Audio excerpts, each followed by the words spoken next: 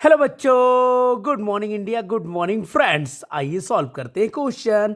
जैसे दिया है, यदि n एक प्राकृतिक संख्या है तो n क्यूब माइनस n हमेशा से विभाज्य है। किससे विभाज्य होगा बच्चों? तो आइए हम लोग सॉल्व करते हैं। तो सबसे पहले हमने माना n एक प्राकृतिक संख्या है। माना n एक क्या है बच्चों? प्राकृतिक संख्या है। प्राकृतिक संख्या है, हमने ये लिख लिया। फिर उसके बाद हम क्या करेंगे बच्चों? तब ये जो दिया है n क्यूब माइनस n लिखेंगे बच्चों। तो हमने इस फार्मूले को चूंकि करके लिखा n क्यूब माइनस n लिखा बच्चों। तो इसको अगर हम तोड़ेंगे, फार्मूले को सही रूप में लिखेंगे, तो n अगर हम कॉमन ले लें तो हमें क्या बचा बच्चों? n स्क्वायर और माइनस n बचा बच्चों। क्या बचा? n कहाँ बचेगा? क्योंकि n हमने कॉमन ले लिया, तो क्या बचेगा? n के स्थान पे 1 बचेगा बच्चों। अब ये हमें पता है कि n का क्यूब और 1 का क्यूब बन गया, यानी कि हमें a cube minus b cube मिल गया। Sorry, a square minus b square मिल गया। a square minus b square मिल गया। तो हम क्या करेंगे बच्चों? एक में जुड़ेगा और एक में घटेगा, क्योंकि ये फार्मूला को हमने जब एक्सप्लेन किया तो हमें क्या मिला बच्चों? a प्लस बी और a माइनस बी बच्चों मिला। ए स्क्वायर माइनस बी स्क्वायर का फार्मूला ये होता है बच्चों, क्योंकि एक में जुड़ेगा और एक में घटेगा। तो देखिए, तो हमने n बराबर क्या मान लिया? प्राकृतिक संख्या सबको पता है, जो एक से शुरू हो। तो एक, दो, तीन, चार, पाँच, छ, सात, ऐसे करते करते बहुत सारे हैं, तो उनको हमें पूरा नहीं लिखना है। अब हम यहाँ पे अपने मन से मानेंगे बच्चों। अगर मैंने मान लिया n का मान 2 रखने पर, तो n का मान अगर हमने 2 रखने पर किया बच्चों, तो ध्यान से समझिएगा बच्चों। n का मान अगर 2 रखने पर हमने किया, तो हमने इसी फार्मूले पे हमने ये रख लिया, इसी फार्मूले। तो हम लिखेंगे n bracket n square minus 1 लिखा बच्चों।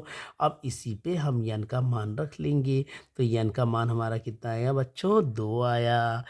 n के स्थान पे हमने क्या लिख लिया बच्चों? 2 आया। n का क्यूब, n का क्यूब, n का क्यूब क्या होता है बच्चों?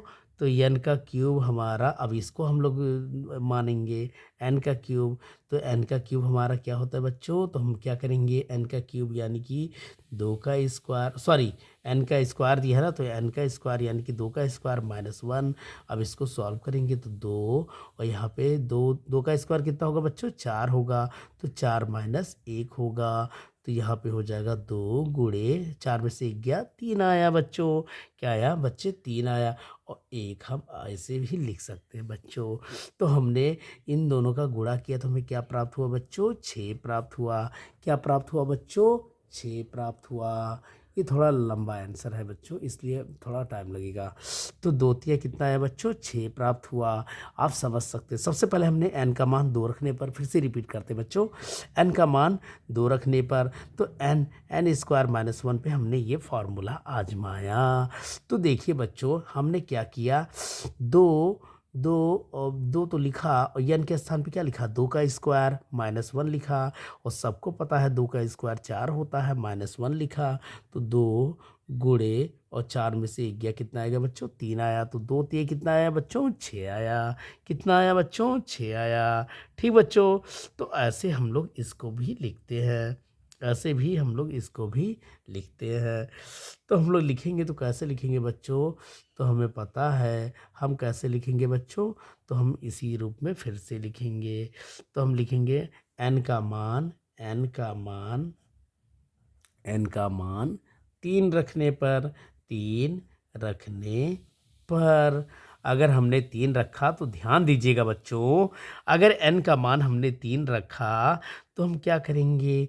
3 गुणे और 3 का स्क्वायर करेंगे, यानी कि n स्क्वायर माइनस 1 दिया है। ऐसे तो दिया है, मान लो हमने n लिख लिया, इसी फार्मूले पे तो रखना है बच्चों। तो n हमारा कितना है बच्चों? 3 है। और यहाँ पे 3 का स्क्वायर माइनस 1 होगा। तो यहाँ सबको पता है 3 होगा, और 3 का स्क्वायर 9 होगा, माइनस 1 होगा। 9 में से 1 गया, कितना आएगा बच्चों? 8 आएगा। तो हमने क्या लिखा, 3 × 8 लिखा। 3 × कितना लिखा बच्चों, 8 लिखा। 3 × 8 लिखा। 3 × कितना लिखा बच्चों, 8 लिखा। तो तीन 3 × कितना लिखा, 8 लिखा। तो 3 × 8 कितना आया बच्चों, 24 आया। 3 × 8 कितना आया बच्चों, 24 आया। बस इतना ही है, इसे ही समझिए आप, सबसे अच्छा रहेगा। 3 × 8 कितना आया बच्चों, 24 आया। तो हम यहाँ पे ये लिख कह सकते हैं बच्चों कि क्वेश्चन में पूछ रखा है, ध्यान से क्वेश्चन की तरफ बढ़ते हैं। पूछा है यदि n एक प्राकृतिक संख्या है तो n³ - n हमेशा विभाज्य है। तो किससे विभाज्य है, तो आइए हम लोग देखते हैं बच्चों किससे विभाज्य है। तो ये हमेशा 6 से विभाज्य होगा। किससे विभाज्य होगा बच्चों, 6 से विभाज्य होगा। क्योंकि n बराबर 2 रखने पर हमें क्या प्राप्त हुआ बच्चों, 6 प्राप्त हुआ। और n 3 रखने पर हमें क्या प्राप्त हुआ, 24 प्राप्त हुआ। अब बताइए 6 से 6 ही तो काटेगा, 6 इससे भी काट देगा और इसको भी काट देगा। तो हम क्या लिख सकते हैं, अब यहाँ पे हम लिख सकते हैं n³ - n किससे विभाज्य हुआ, 6 से हमेशा हमेशा विभाज्य होगा। हमेशा विभाज्य होगा, विभाज्य होगा बच्चों।